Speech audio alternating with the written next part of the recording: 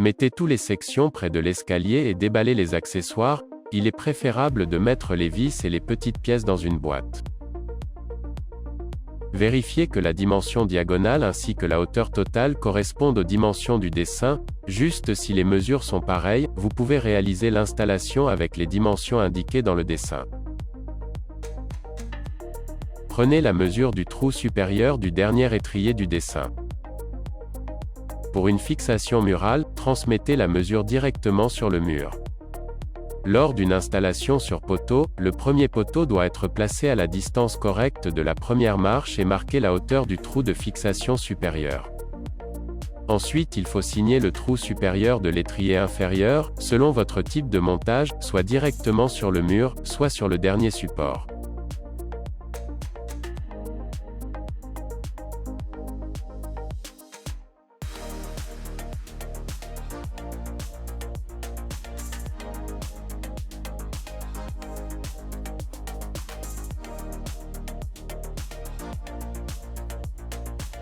Pour un montage mural, comme dans ce cas, percez maintenant le trou de l'étrier supérieur.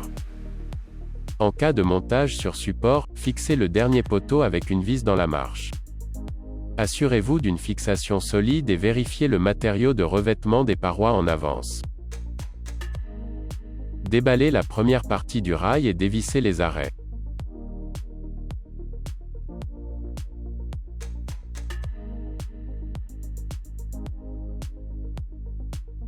Adaptez l'angle du rail approximativement selon l'angle indiqué sur le plan.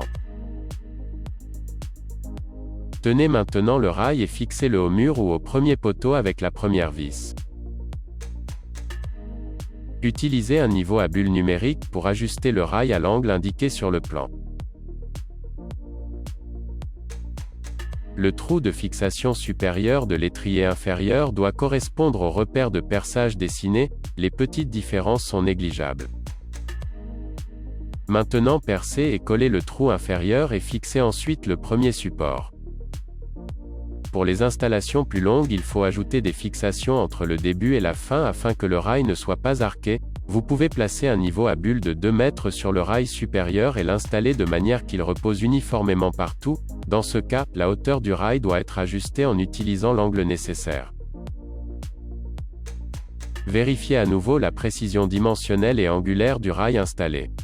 En cas d'installation au mur, vous pouvez maintenant marquer et percer tous les trous de fixation.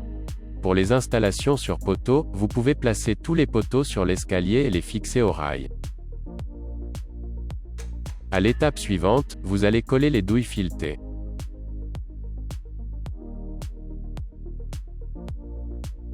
Maintenant, toutes les vis doivent être bien serrées. Nettoyez le rail de la poussière de percée pour éviter de l'endommager. Mettez la plateforme près de l'escalier et la déballez doucement.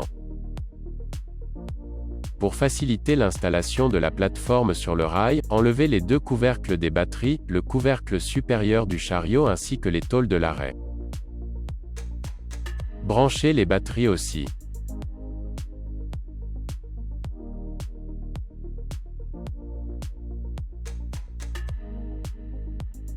Il y a 2 possibilités d'accrocher la plateforme sur le rail, depuis le palier inférieur ou le palier supérieur.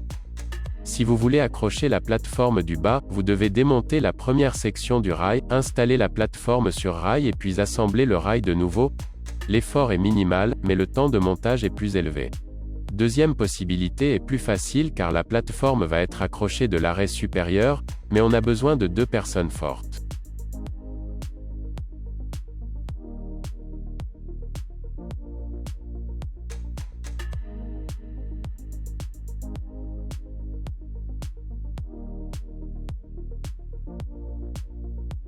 Pour mettre la plateforme sur le rail, tirez le levier de frein et en tournant la manivelle vous mettez l'élévateur sur le rail.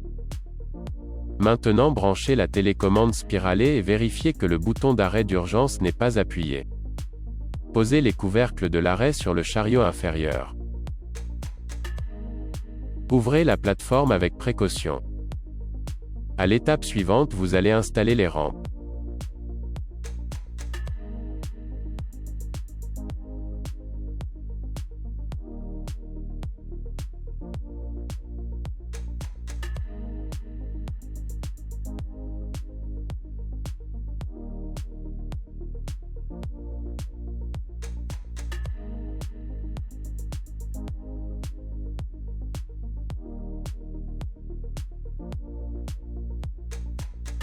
Pendant l'installation, veillez à ce que les têtes de rotule soient dirigées en diagonale de 45 degrés au-dessus de la plateforme. Il faut guider le câble livré derrière le tube inférieur, du haut vers le bas. Coupez le câble à la longueur nécessaire et sertissez les cosses de câble livrées sur le câble.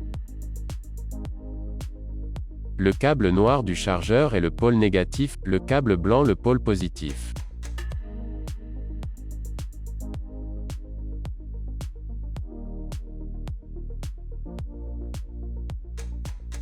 Sertissez également les cosses sur le câble de l'appareil au niveau supérieur.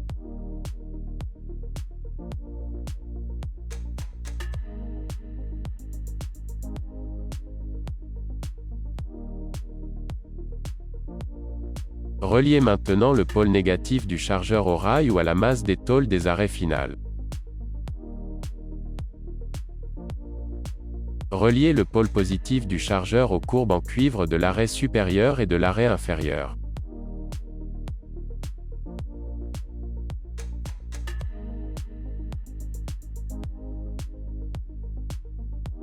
En cas de rail en aluminium, reliez le câble blanc du chargeur à la courbe en cuivre de l'arrêt supérieur ou de l'arrêt inférieur.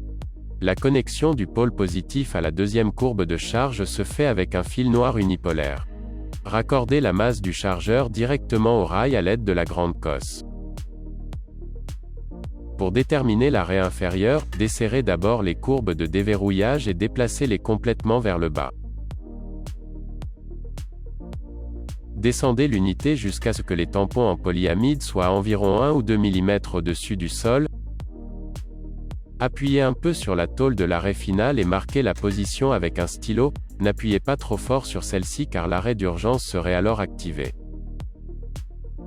Installez la tôle de l'arrêt de sorte que le bloc métallique à la fin de l'arrêt soit aligné avec la ligne marquée.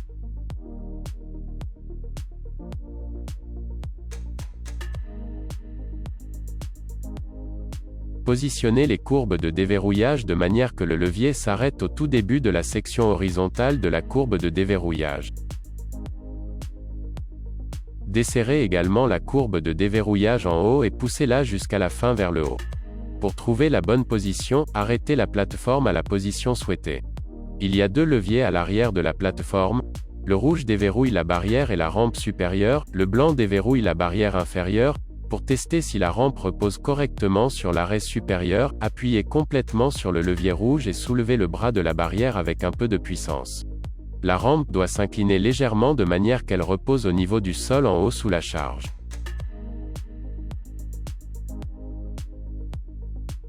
Positionnez maintenant les courbes de déverrouillage. Le levier de déverrouillage doit s'arrêter au tout début de la section horizontale de la courbe de déverrouillage. Accrochez les trois couvercles du chariot supérieur ainsi que le couvercle principal du chariot inférieur.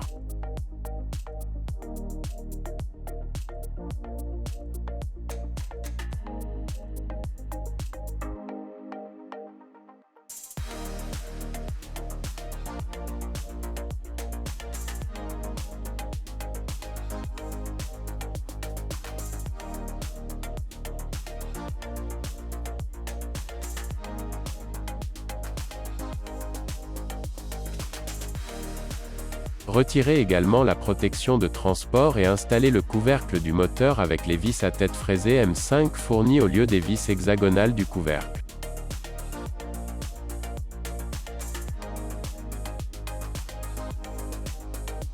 Enfin, ouvrez le couvercle frontal.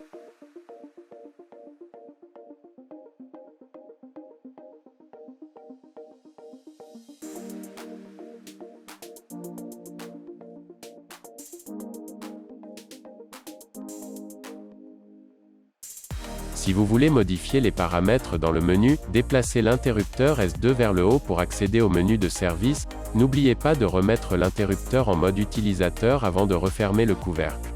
Ajustez le chariot supérieur en sorte qu'il soit à la même distance du rail des deux côtés et serrez les 4 vis du chariot supérieur à l'intérieur de la plateforme. La Delta est maintenant installée.